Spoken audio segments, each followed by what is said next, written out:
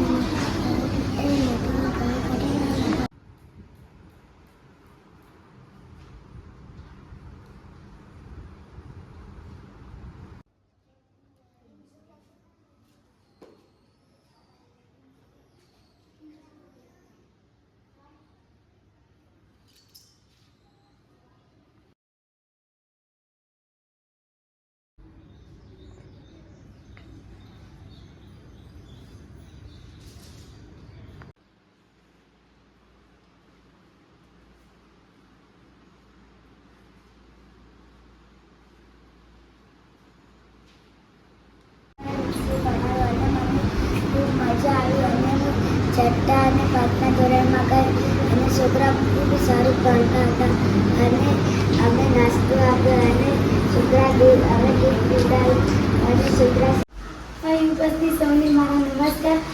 આજે 5મી સપ્ટેમ્બર દિવસે શિક્ષક તરીકે ઉજવવામાં આવે છે।